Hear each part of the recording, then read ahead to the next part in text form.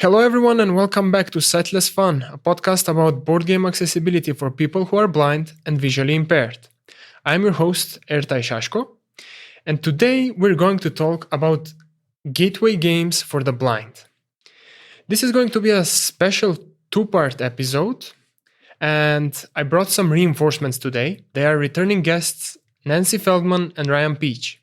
Welcome back to the show, guys. Thanks for having us. Okay, so how is this going to work?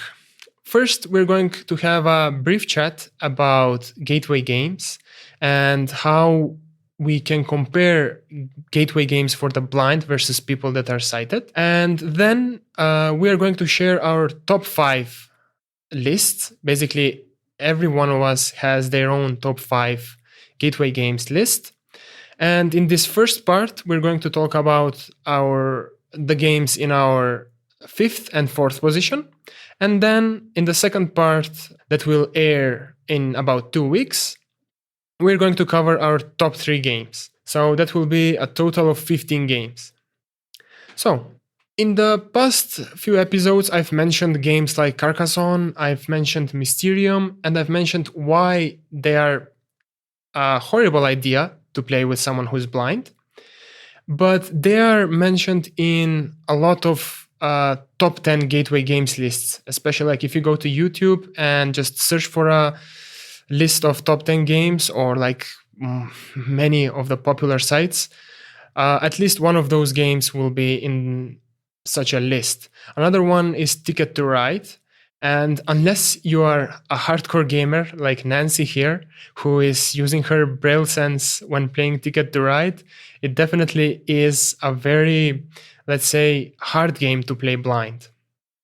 So yeah, let's start with Nancy. So Nancy, what does a gateway game mean to you?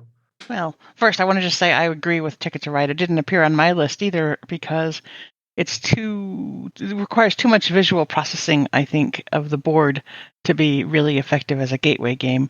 And I think a gateway game is one that sort of introduces a new aspect of board gaming in a way that is enjoyable and easy to wrap your head around as a blind gamer, or any kind of gamer, but in our case for blind gamers. It's a game that says, hey, I'm playable and I am going to take you away from these standard things that you started with, like Monopoly and Scrabble and checkers. And those are fine games, but the board gaming hobby nowadays has so many more options. A gateway game is one that would introduce you to a new aspect of the hobby and let you decide whether you like that particular aspect of the hobby and want to look even further. Yeah. And how about you, Ran? My answer is similar. I do feel that a gateway game should also have something that may be familiar to an audience from some other source, be it classic games or popular culture, something that they recognize that then can tie into those newly introduced mechanisms and concepts that become more prevalent in the greater hobby. That's a good point, and I agree. How would you differentiate a gateway game for the blind versus for people who are fully sighted? I think one way is, well, for me, on my list, I didn't put any tile-laying games initially, because often a game board that changes every time can be really hard to wrap your head around as if you're new to the hobby. Similarly, I didn't put any roll and write games where you maybe roll dice and then have to draw a picture based on the symbols of the dice. So what I'm trying to find are games that don't rely too much on vision, and whereas, of course, if I were doing this for sighted players, I might include roll and write games or tile games, tile placement games.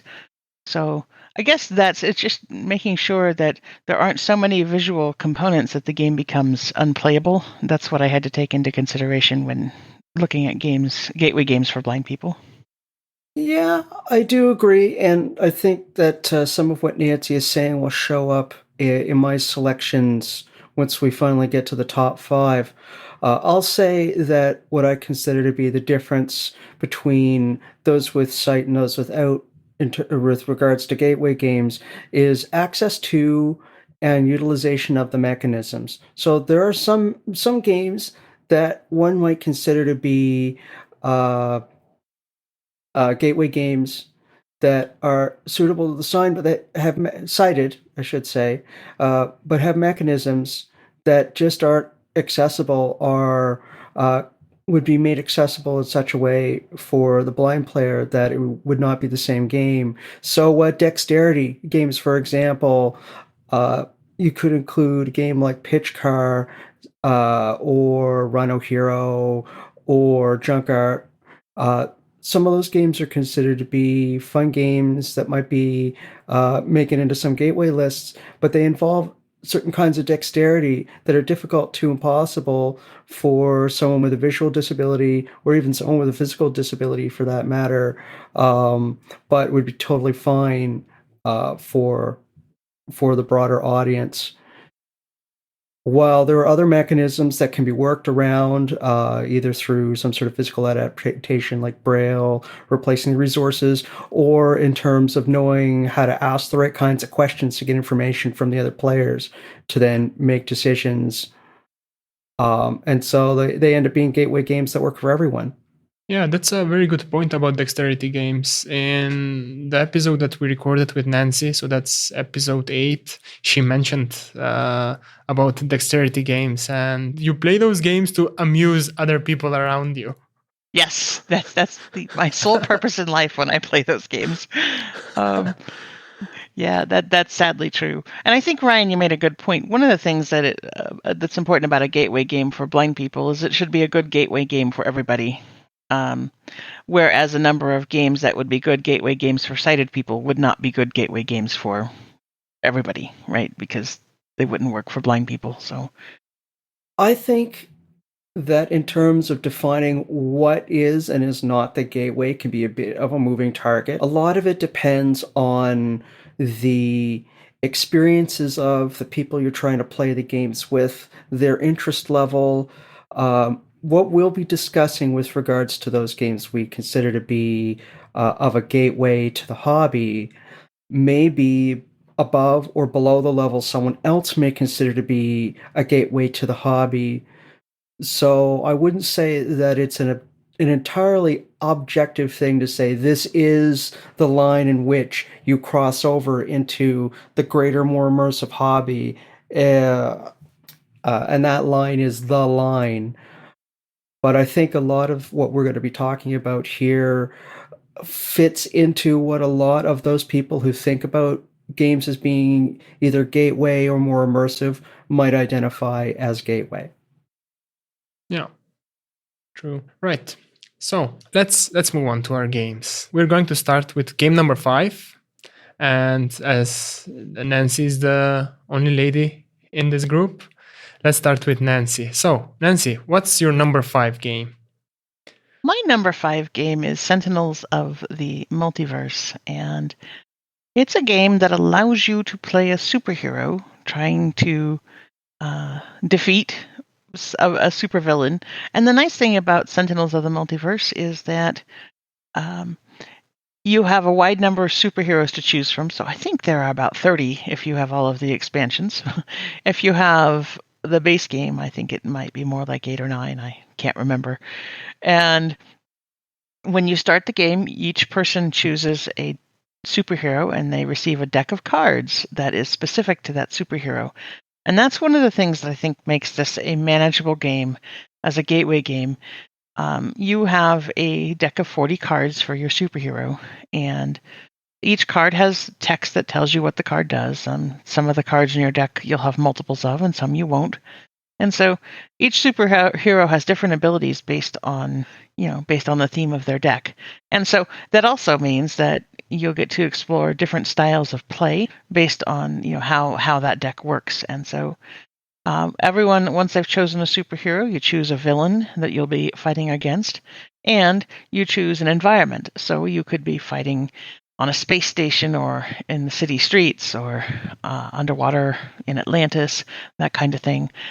And then basically you try and defeat the villains before they destroy the city or wreak whatever havoc they're trying to wreak. When I brailled the game, I gave each hero, their own identifier and then numbered their cards from 1 to 40. And I put some keywords on the cards like one shot or ongoing or things like that to help people identify, how the card was played. But you still have to look up the card text in a file to see what the card actually does.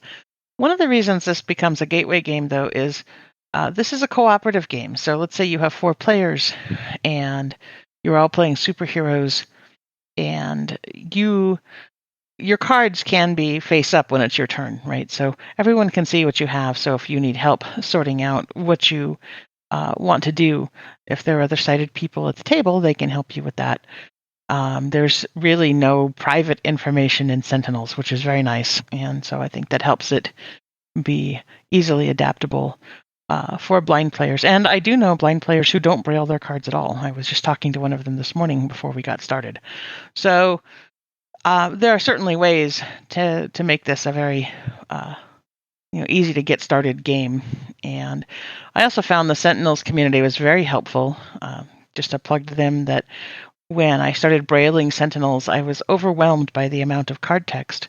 And I mentioned that on Twitter, and somebody who I didn't even know popped in and said, hey, the Sentinels community will transcribe all of the card text into Excel for you. And they did. Oh, that's very nice. It was very nice. It simplified my brailing of the game. I was so happy. And all of the rules are online in an accessible PDF, by the way, so that's also good. Oh, that's very nice. The game's published by Greater Than Games, and there was a post on the Board Game Geek forums by a fellow blind gamer named Chris. He was asking for an accessible version of the Spirit Island rulebook, which is also published by Greater Than Games. And I know they mentioned that there was a mistake with the PDF that they had published, so they prepared a Word document for Chris, and that was very nice of them. So looks like that publisher does care about blind gamers like us. They do, and when I reached out to Greater Than Games for the card text for all the cards, they explained that because of how their games are published, the card text wasn't really easily accessible, but they were perfectly happy to have the Sentinels community type up all the card text and weren't concerned about that at all. So anyway, the game is great to play.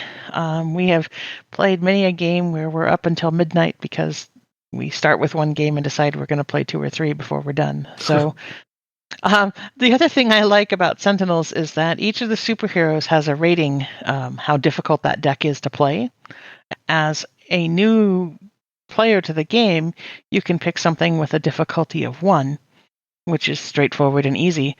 And as you become more familiar with the game, you can pick a deck that grows exceedingly more difficult and has more convolutions to play. So each turn you're going to start out and you can use one of your powers because every superhero has a power and might have more if they have other cards on the table. And then there are lots of ways for you to do damage to the villains or destroy parts of the environment. And there are also good ways for you to interact and help other players, which is another thing I like about this. It's, like I said, it's very cooperative. And so it definitely creates a spirit of camaraderie as you play. One of the things I like about the concept of Sentinels in the Multiverse is that while players may know what superheroes are and what comic books are, with Sentinels in the Multiverse, you're not playing as any of the named superheroes or supervillains from comic books you may know or have heard of. So you're free to sort of make up your own stories and not feel that you need to have some sort of background knowledge about the Marvel or DC comic universe or specific superheroes to get into and enjoy a game like Sentinels of the Multiverse. That's true. Yeah, and as you said, you can also play it without having to braille games, which I guess is important because not everyone who is blind or going blind knows braille or doesn't have a brailler let's say, at home. So, and like you talked about going with a stylus and doing manual labor and going through each card. Yes. So Sentinels has a lot of cards that would need to be brailled, but since it's public information and other sighted players can help you, you can pretty much get going immediately. And that's true. And in fact, for a long time, I didn't have all the villains brailled, and I just had one of the sighted players at the table run the villain, and I would run the environment because I brailled the environments, because those decks are only like 15 cards. So it's a very easy game to get started, and that would not require you to braille it. So that's why it's on this list. Can you play the game solo after you brailled it now? Yes. Yeah, so that's absolutely. That's one of the problems with blind gamers. If we don't know Braille, playing games solo is extremely hard. Yeah, it would become complicated, and there are lots of games out there I would like to try playing solo, but I don't see an easy way. Even with the games brailled, some of them would be hard. I think Pandemic would be hard. I've always played with at least one-sided player at the table to manage the board. Right. All right. So that was Sentinels of the Multiverse. And Ryan, what's your number 5? My number 5 is Favor of the Pharaoh. This is a game for up to 4 players. It's primarily a dice game. So the players are racing to get to a point where one player will roll at least 7 dice with all of the faces being of the same value. So the dice are all picked, and they have different colors and different arrangements of the values. You'll start out the game first round with 3 dice.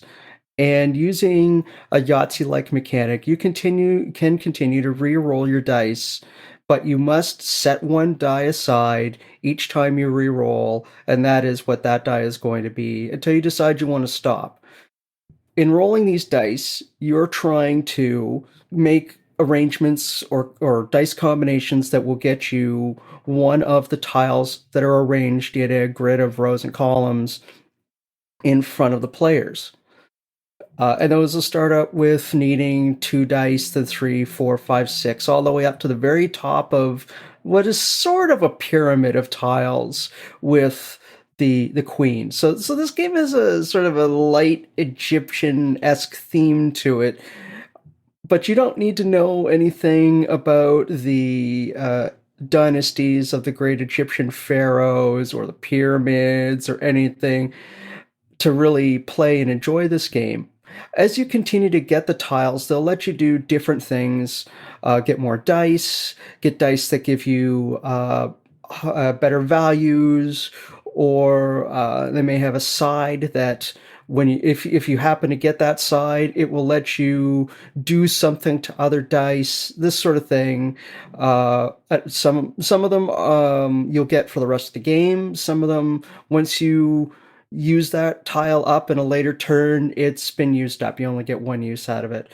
And so it's all about being able to get more dice, the ability to change the die values to eventually get to where you can make your dice into what you need them to be to get to a place where you either start the end game or you have the most dice.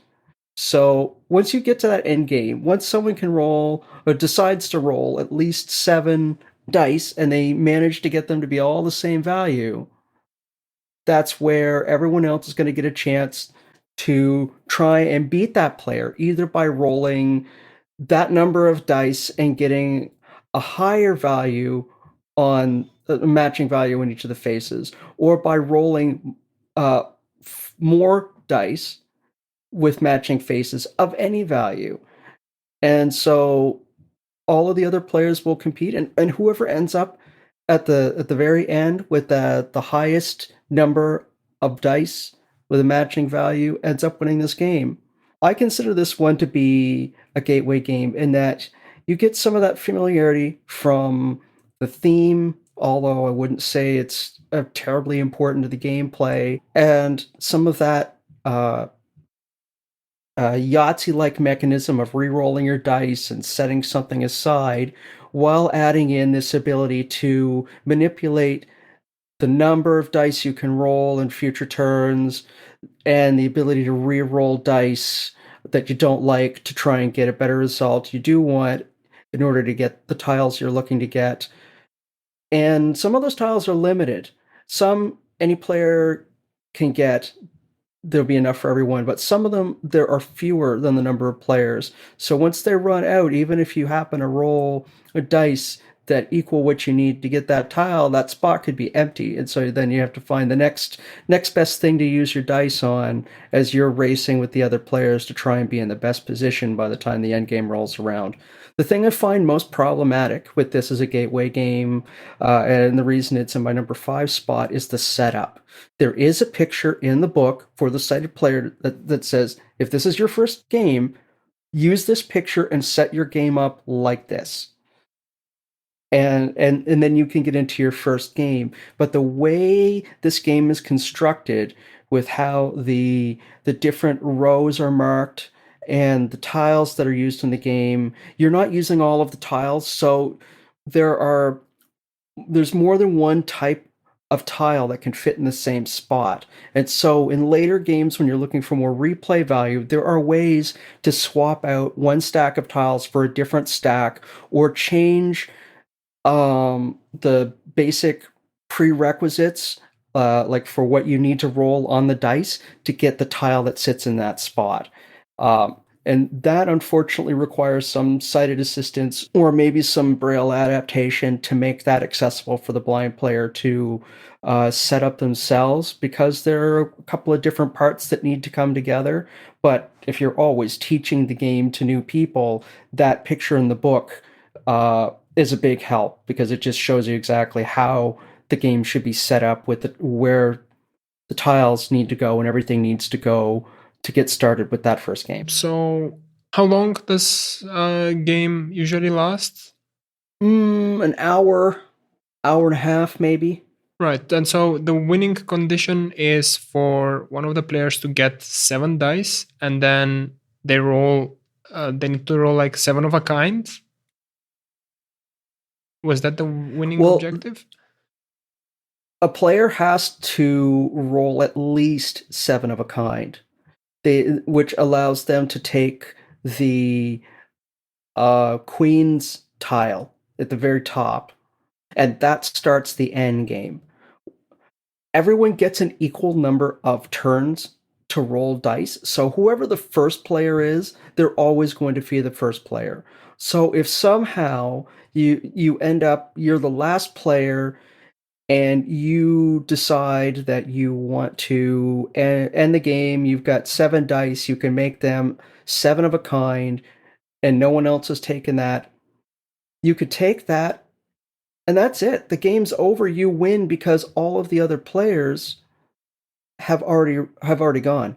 So who rolls for that end game can be important at the very end. If I were the first player and I did that, then the second, third, and fourth player will get a chance to beat me and end each other. So if player 2 beats player 1, then player 3 has to beat player 2, and so on, in order for them to win the game. And there are situations where, if a player has struggled to get their engine going with the tiles that they've collected during the game, they may end up in a situation where they just cannot roll enough dice to beat any of the other players that currently occupy the top spot. So they just get eliminated.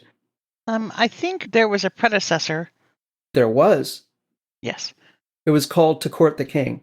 Yeah, and I played that, and then we bought Favor of the Pharaoh, and for whatever reason, it never hit the table. So I don't know what to say. I did enjoy To Court the King, although sometimes it was, like you said, it was so clear that there was going to be just one winner, and there was nothing anybody could do about it. As I understand it, Favor of the Pharaoh is an update to Court the King from the same designer, And so with that, they attempted to fix some of the issues that were addressed into Court the King with regards to replay value, dominant strategies, and things like that. Gotcha. I don't know if it addressed all of the issues players had with To Court the King because I've never played it or looked into those issues. Just it happened to hear about what the designer had to say from going from To Court the King to Favor the Pharaoh. Yeah, and the Yahtzee mechanics that you mentioned, are there rerolls up to 3 times, just like in Yahtzee? No, you can continue to re-roll so long as you have dice to roll. Oh, I see.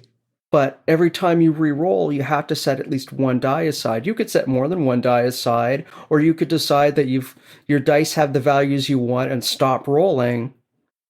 Yeah.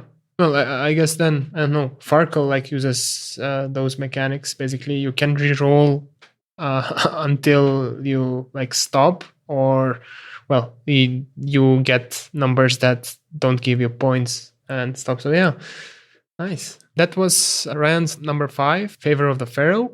And my number 5 is King of Tokyo. So another game that uses dice and the Yahtzee mechanic.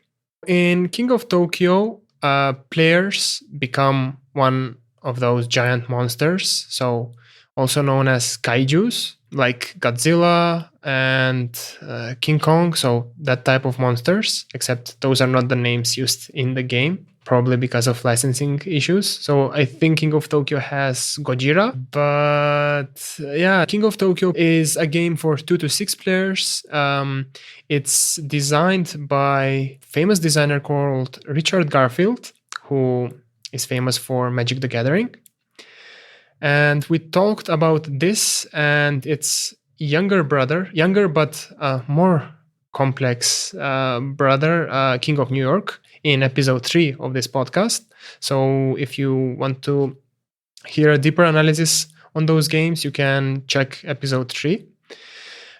So in King of Tokyo, you get 6 dice, and those dice have different actions on them that you can do. So once you roll and re-roll, so you can re-roll up to 3 times, you can attack other monsters, so other players, you can heal yourself, or you can collect energy to buy power-ups, and the other die faces give you victory points. So in order to win in this game, you either need to collect 20 victory points, or you need to eliminate other players. I believe this is the only game in my list that contains player elimination. And in modern board games, player elimination is a bit frowned upon. So, but in King of Tokyo, I guess when a player gets eliminated, there is that player doesn't have to wait too long until the new game starts, because the game usually ends after 10 to at most 15 minutes since the first player gets eliminated. So it's not too bad.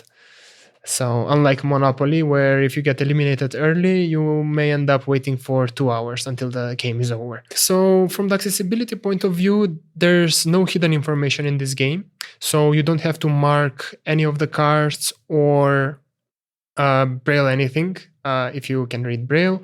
The power-up cards are all public, and they are displayed, so up to 3 at a time are displayed for everyone to see. And all you need is one-sided player at the table just to read out the cards. And usually, even for other-sided players, if they are sitting like on the other side of the table and can see the cards, the one that's closest to them will read those cards out loud. So that it's not something that the assistance required will only be required for the person that's blind. The dice are quite large, so if you are partially sighted, you should be able to see some of the symbols. They are quite large, so I believe they are 20 millimeter dice.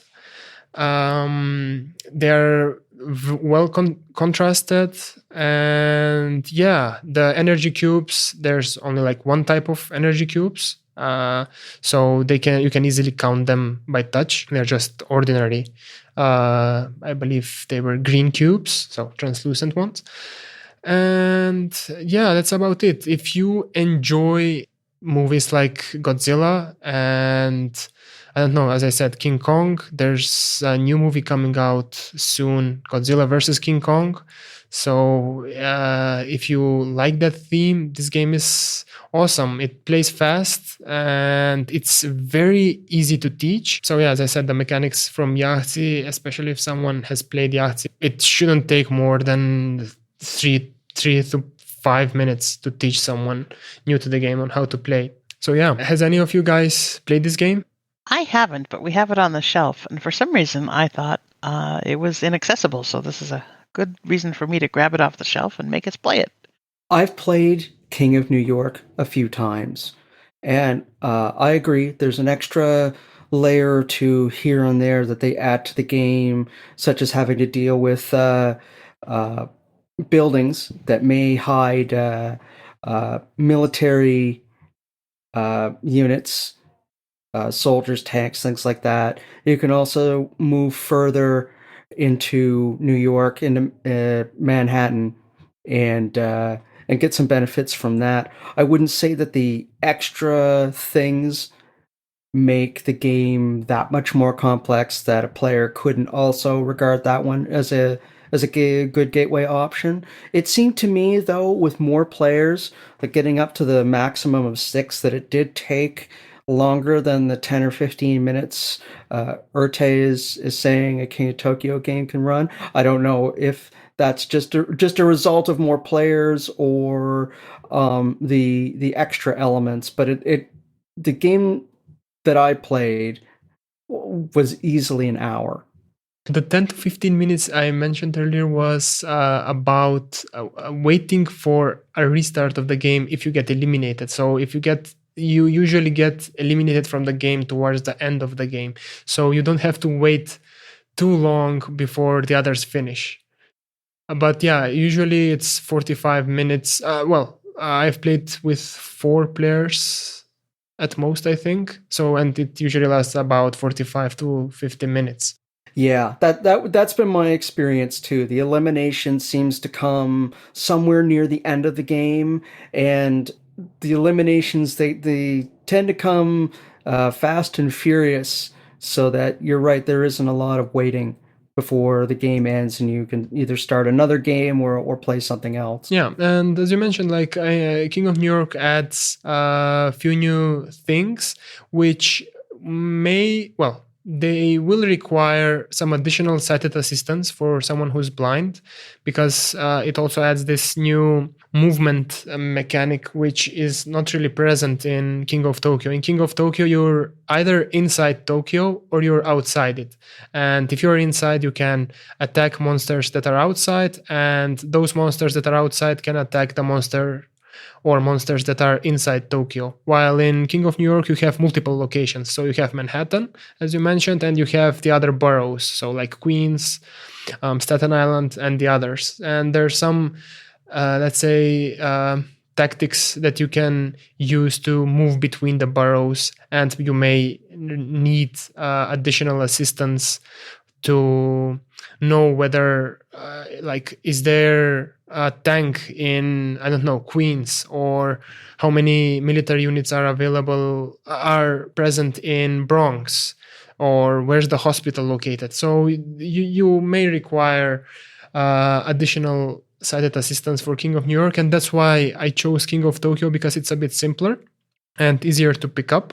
I get where you're coming from, but if an adaptation is a thing that's on the table for making these games playable as gateway games, then I think there are things that the players can do to make that work. Like, if I just ask, where am I, and what's currently revealed on the different locations, there's only so many of them. So in time, I could, or the player could, just memorize which borough is connected to which other borough.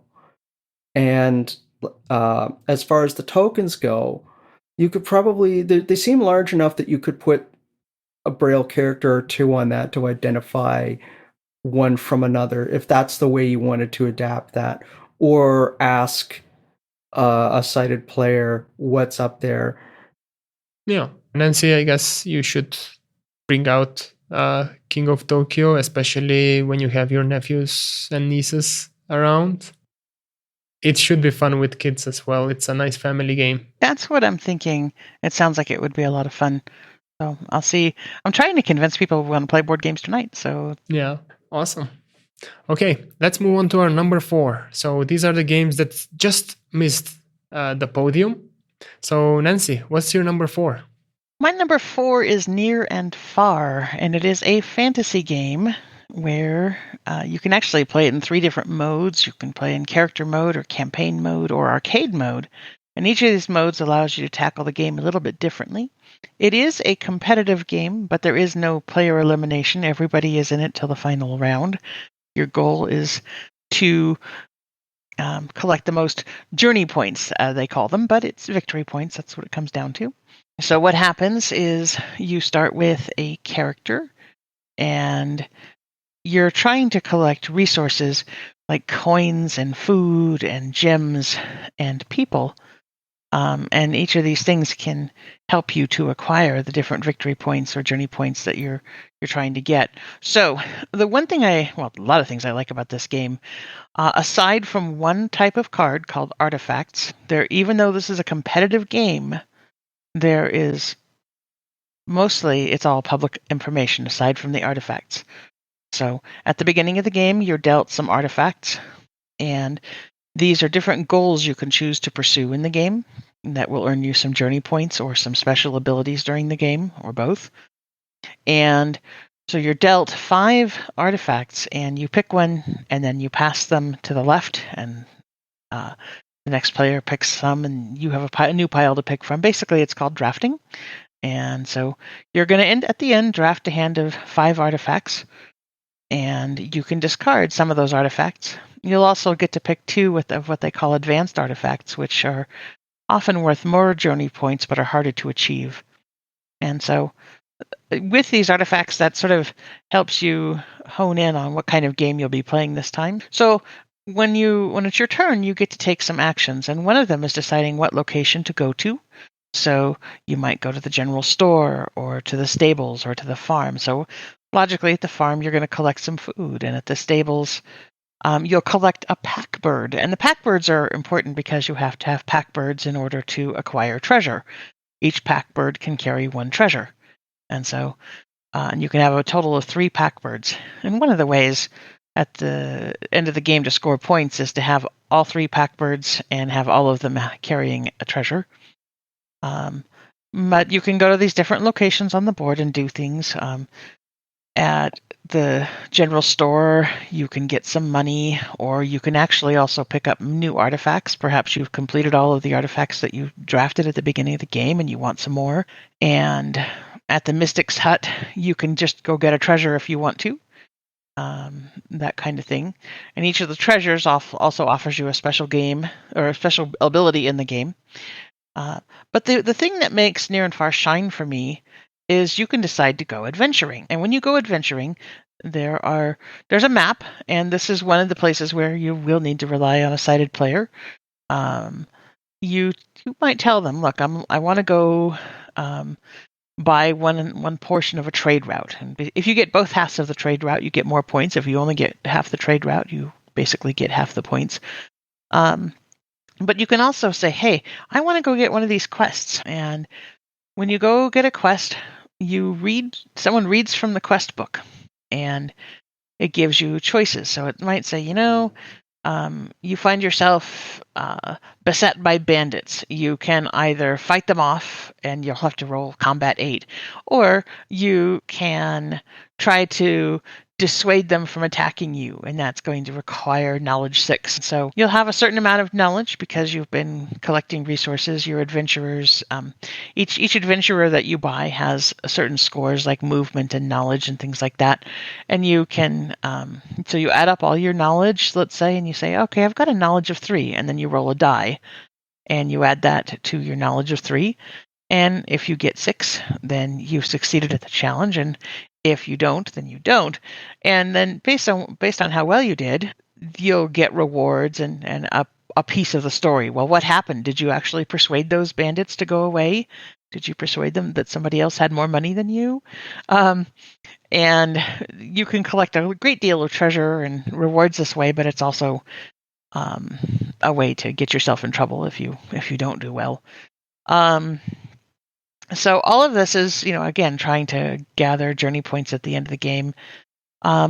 You can set up camps as you go exploring, and each of those camps takes a tent, and each player starts with 14 tents.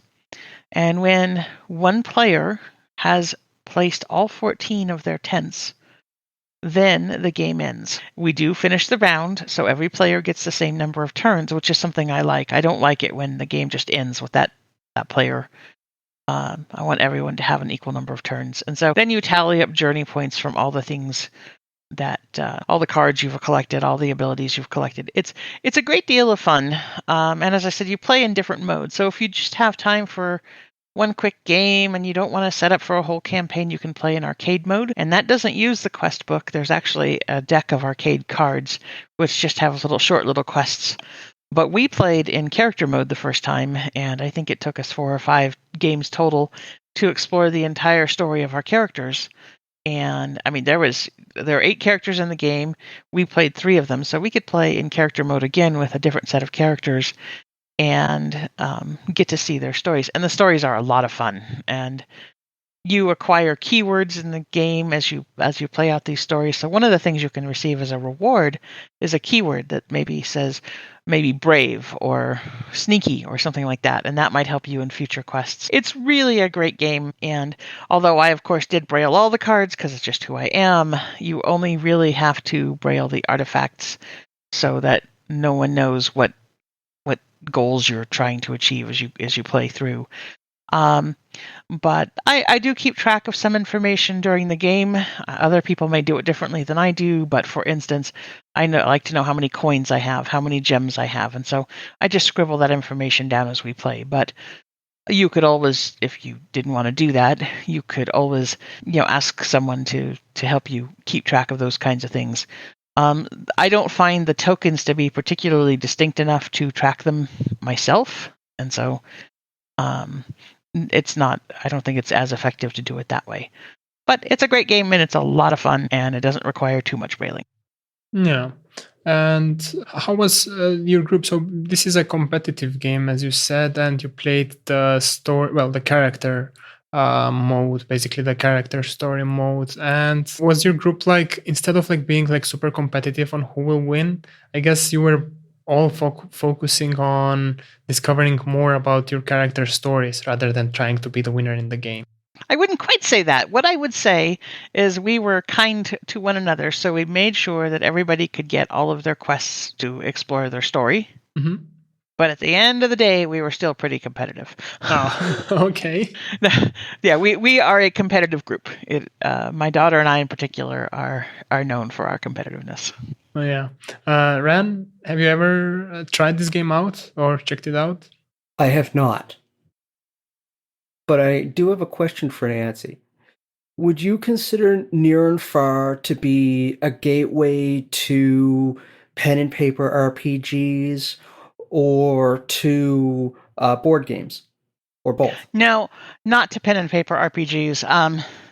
Maybe that's just my perspective. I've role played for years, and so I don't consider it that.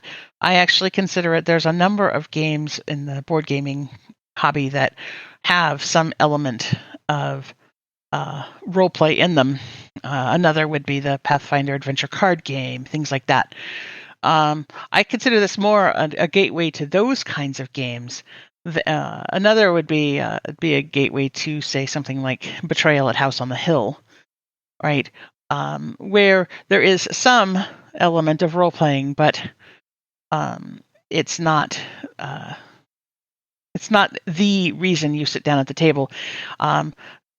Near and Far is a lot about resource management and acquiring the things you need to complete your quests and things like that. So I consider it more a gateway to that kind of play than I do to any kind of role playing. Awesome. So Near and Far, I haven't played it myself, but I was checking it out before we started recording this episode, and it looks like there's a lot of replayability value there, and there's a lot of story, and yeah, I would love to check it out at some point. I would say this is a successor to a game that the same designer made called Above and Below. Ah, yes. And that game also has a storybook, and I love that game too. It's different. But one of the things they did was the adventurers that you use in Near and Far. Again, these are characters you can buy and add to your table. Also, you flip them over, and those adventurers are slightly different, but can also be used in Above and Below. And I thought that was a nice touch. And so both games are improved by having Near and Far. So anyway, both games are great. I would certainly check out anything else this designer does. So do you have any particular reason for why you would choose Near and Far over Above and Below?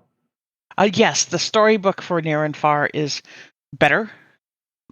Because the storybook for Above and Below is not tailored to individual characters. It's just you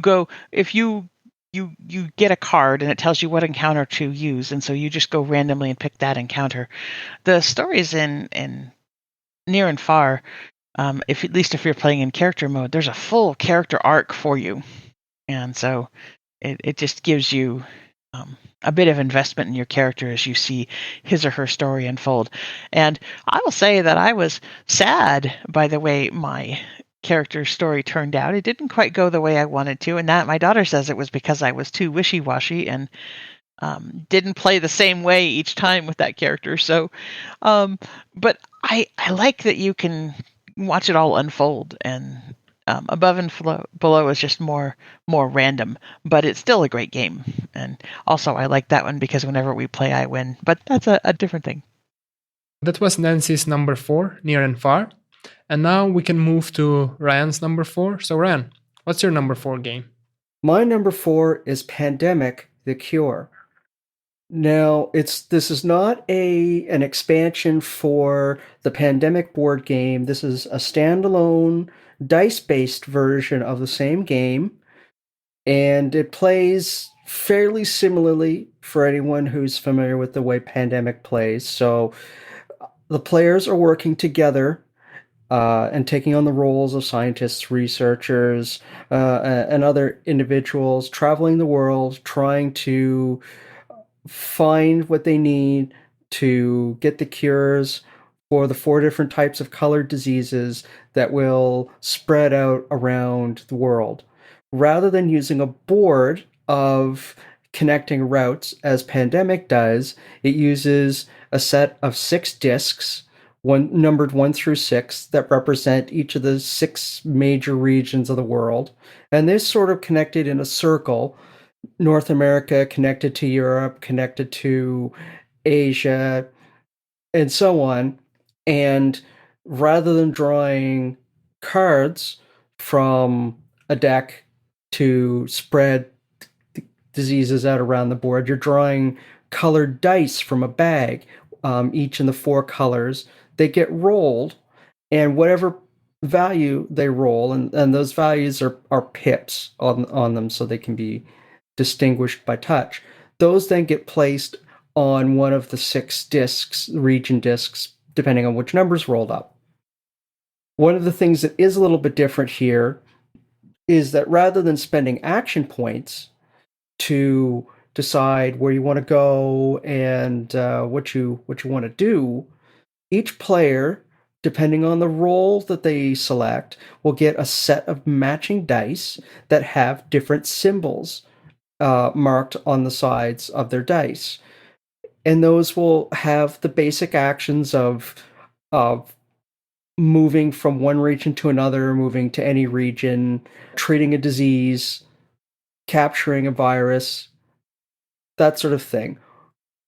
And so, like the Yahtzee mechanic we've been talking about in other games, you can roll and re-roll these dice as many times as you want, but what's a little different here is that first, you roll the dice all at once, but in successive rolls to roll them one at a time, because it's one side on the die that is a biohazard symbol. And so if that comes up, that die is locked.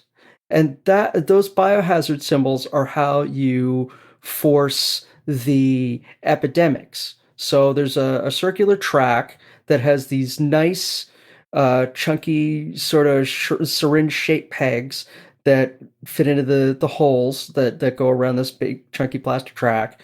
And that's how you track the number of outbreaks and epidemics that will appear on the board. And I won't go through all of the rules, but essentially a lot of the things that you would see if you are familiar with Pandemic, you'll see mapped to the way you play this game. The ways you win and the ways you lose are the same. The reason I chose this as my number 4 gateway over, say, choosing Pandemic, because I feel that it's even easier to keep track of where you are, especially if you're not as familiar with which cities might connect to which other cities as you would need to learn when playing Pandemic on the static game board with all the different connecting routes. So it's just 1 connects to 2 and so on and so on, 6 connects to 1. The other thing that I feel it addresses with games like Pandemic is that it's harder for the experienced player in this to direct what all of the other players will do, because the actions the player has on their turn will depend entirely on the rolls they make and whether or not they're going to push their luck at the risk of getting these biohazard symbols or not. So I'd say that the players themselves have a bit more agency and control. Someone can tell them what they think they should do, but the dice still have to cooperate. I also feel that the dice thing is a little more interesting. Some people enjoy just rolling dice, and so it's another game where you get to do a lot of that. The thing that I find to be a bit problematic is the same thing I think some people may have problems with in a lot of the games. Like, once you get deeper into the hobby, one of the big things about playing games in the hobby is player agency, the ability to make your own choices and have some idea about what sort of things you want to do now and what things you want to do later. And so I think that if you're playing with people who have difficulty with player agency, then they may have some difficulty with Pandemic the Cure, because of the fact that what they can do will change depending on the roll of the dice. It's what they can do is clearly defined on the cards in front of them. Their roll will tell you this symbol does this thing. So the symbol matches the dice face pretty easily. So you could say, I've got this. This is what I can do. Is this what I want to do? Sort of thing. So that's a big part of why I prefer this version. And I played a lot of the Pandemic board game.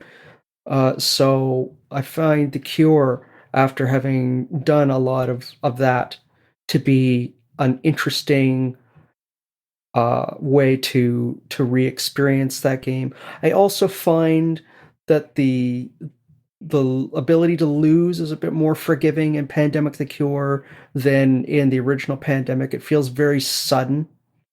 But I wouldn't say that the game really plays any longer or any differently overall than the Pandemic board game. Yeah, I was comparing both of those games, like in the Big Brother, so Pandemic the board game. It's more of a strategic game, and I noticed, like, I was watching Raudo's gameplay walkthrough, or well, run through, as he says it, of the Cure, where he was also comparing them, and the Cure appears to be like more tactical, like you are focused on your current objective rather than in Pandemic you are basically like planning out moves in advance and trying to balance out the collection of those city cards. So there's a lot of planning ahead in the board game, while here you're just focusing on the current moment and just trying to manage the current moment. I disagree in that I think that there's still room for planning in Pandemic the Cure, but it's more, let's say, optimistic than mathematical. Because as again, you're at the mercy of what you can make the dice do on your turn. And so while you can suggest that this player with this role should be doing this and this other player with this other role should be doing that, and maybe they will be able to do it. If they can't, then you have to figure out another way, a plan B to get things done. Yeah, well, in the board game, like because the way the epidemic cards are spread in the player deck, like you know how to expect, like if you get hit with an epidemic, you are more or less sure that there will be a few turns until the next epidemic. And in the cure, like if you get those biohazard rolls, well, the chances are 1 out of 6 per die, but still you may end up like getting multiple biohazard signs, which can cause a lot of headaches immediately. So yeah, I'm not sure what it is about the dice rolling in that game, but I never found that to be a serious problem. You're almost always guaranteed to get a biohazard symbol on every player's turn at least once.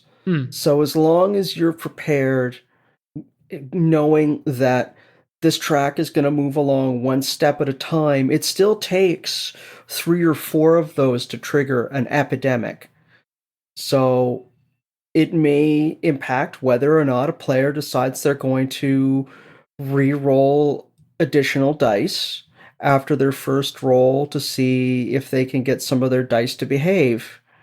And that's why you want to roll your dice on successive rolls one at a time, because if you're gonna end up rolling biohazard symbols, you may not want to roll a bunch of dice at the risk of a bunch of them getting biohazard symbols. If you decide you're not going to continue to re-roll if you get one, so yeah. I don't think there's anything explicit in the rules that says you must roll successive dice one at a time, but it just seems like a good idea. Yeah. Nancy, would you like to add anything to what Ryan said or ask him anything about the game? I don't know. I might cause trouble if I do. So I will say that the very first time I played Pandemic, I learned what it meant to have an alpha player. Yeah. And so an alpha player is someone who decides that they should make all the decisions for everybody. And I decided after that play of Pandemic that I wasn't going to play cooperative games ever again. And I did stick to that for a couple of years. So you may not want my comments here.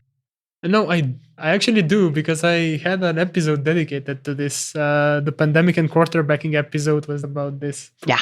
And so even if you don't have an alpha player, and I have played Pandemic, I think, once since then, and we didn't have an alpha player. And my problem was still then, whether I played the Cure or the original board game, I didn't feel very connected to the board. It was just easier for somebody to say, well, you rolled this and it would, this is probably a logical move for you. I just didn't feel like, maybe because I don't know if it was just like I couldn't really see all the pieces on the board or whatever. It just didn't register, didn't connect. And so I mostly played because that's what people wanted to play. That's where I think you'd find the Cure to be a more enjoyable experience, because it further abstracts away from a network of routes to a ring of region groups that cover the world map. And I have played the Cure. We have the Cure, and I've played it twice, and we lost horribly both times. And so, I don't know. For whatever reason, but did the loss feel as sudden and as brutal and soul destroying as playing Pandemic? I don't know. It felt pretty bad. It was a pretty bad loss. So I'm not a fan of either of these games. And I mean, I can see how they're gateway games, and I've heard that Pandemic Legacy is fabulous, right? And really is the precursor of a lot of the legacy games. But it doesn't click for me at all. Fair enough. And there may still be other cooperative games like Sentinels of the Multiverse that you'd find more appealing. Oh, absolutely. I play Sentinels and Pathfinder now, and I've given up my hate of cooperative games. I just don't play Pandemic. Yeah, awesome. So that was Ryan's number 4, Pandemic the Cure. And my number 4 is a cooperative game called Sherlock Holmes Consulting Detective. So this is quite an old game. It was first published in 1984, I believe. And it has been reprinted a few times by different publishers over the years. Right now, the most recent one is the 2017 version. And Sherlock Holmes Consulting Detective is a narrative-driven story game where the players are presented with a criminal case and they're trying to solve who committed a crime. It has the map of London. In the few times I've played the game, we didn't really use the map much because there's also this London directory where you can find the locations for the people you're interested in or the locations that you are going to investigate. For instance, when you're presented with the case, you see a location name and you can go to the London directory to check what the location code for that given location is. And then you have this big clue book where all the clues are printed. So there's a lot of text in this game. So there's a lot of reading. And I will cover the accessibility notes in a bit. And so, for instance, you read the case as it's presented to you, you visit the crime scene, and you're presented with some sort of evidence that you find at the crime scene. And then from there, you can go and interview other people, like people who may have been witnesses or people close to the person that is murdered, if it's a murder case, and things like that. So you slowly discover more clues and you get suspects and you need to narrow down the suspects. Usually it's quite hard to, let's say, determine a single suspect that you will be very sure about. So there is a bit of not randomness, but at all points there may be at least two people who may have committed the crime, and eventually you'll need to decide on who you are going to pick out of those people. So the theme is set in the Sherlock Holmes universe. It's in the Victorian era London, and there are 10 cases in total. And once you played them all, it won't be interesting to replay them again because, well, you know the story. So, but there's plenty of fun time there. One case usually takes at least 2 hours, and you are not limited by time, so you can play as long as you want and decide to stop whenever you want. So whenever you think you've discovered who the criminal is or the criminals are, if there are multiple. So from the accessibility point of view, as I said, there's a lot of text in this game, and as someone who is blind, that's a big problem. However, you just need one-sighted person to play this game. So that person will do most of the reading, but you can still contribute by analyzing the clues, by taking notes, and pretty much discussing with the other player, or if you are multiple players, discussing with them on where to go next and who to ask or what location to visit. The game has a very small rule book, so the rules are very, very minimal, so it's very easy to pick up. And there are points in the game, so you are basically comparing the number of clue points that you visit to Sherlock Holmes, and usually Sherlock Holmes solves the crimes in 4 or 5 turns, which is pretty much impossible. So when you compare your points to Sherlock Holmes, it's just they've just put that there, I guess, just to have some sort of points. But that's not really the point in the game, like to compare yourself to Sherlock Holmes, because you're, as in Near and Far, that Nancy talked about, you're here for the story, you're here for the writing. The writing is beautiful in this game, and you're just going to different clue points, discovering new things. And yeah, so I say that this can be a game, like if you enjoy audiobooks, this is a game where you can interact with the narrator and just, I guess it has some elements like a choose your own adventure book, and you can direct where you're going to go next and what you're going to investigate next. Or, I really, really enjoy this game, and it's one of those games that can be also played remotely. So I've played a few games remotely with other people, and it's been quite interesting. What do you think, Nancy? You think you'd like to spend an afternoon brailing the Directory of London? Oh no! No, I don't think so. I think I would not braille this. I think I would just play it. This is a game my family, I think, would enjoy, and so we've been looking for a game like this because a couple of years ago, whenever it came out, we bought Mysterium, thinking it would be a great game to play, and it was not. Oh man, let's just leave it we there. have bashed Mysterium so much on this podcast. Oh yeah, it's a terrible game for blind players. So this is the kind of game that I think we would enjoy, and so I will look into getting a copy. And no, I won't braille it. Yeah. It's like you pick up a book and you decide to braille a whole book. So right, not gonna happen.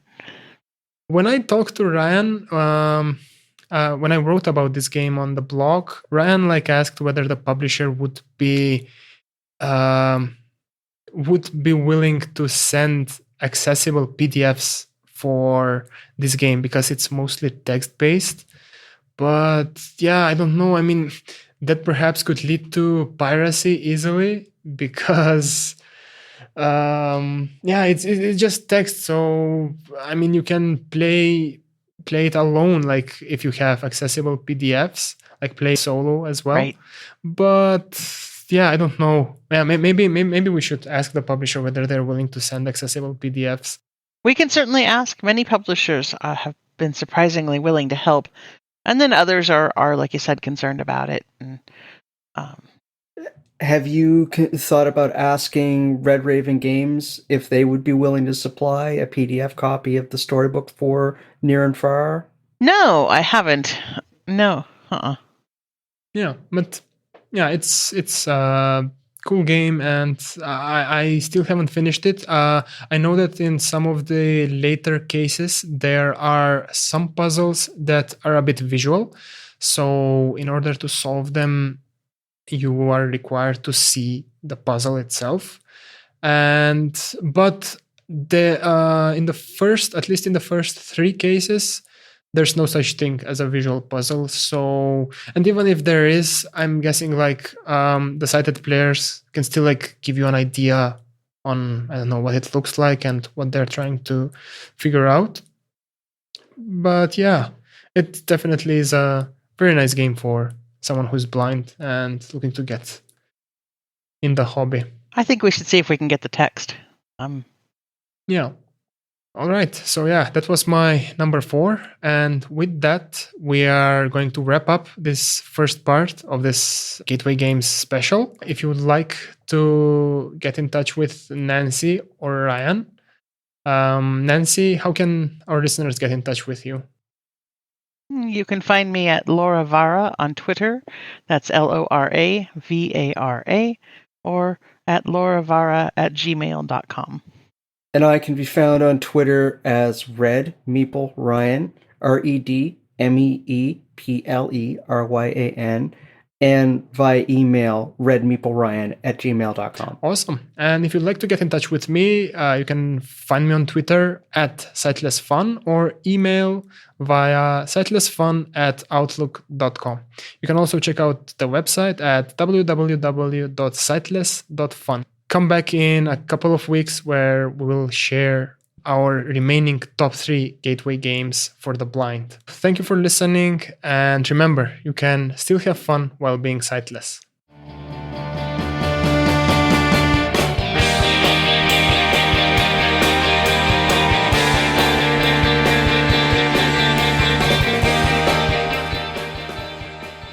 This episode was hosted by Ertay and edited by Alpay Shashko. We'd also like to extend our special thanks to Fighting Windmills for allowing us to use their music in our podcast.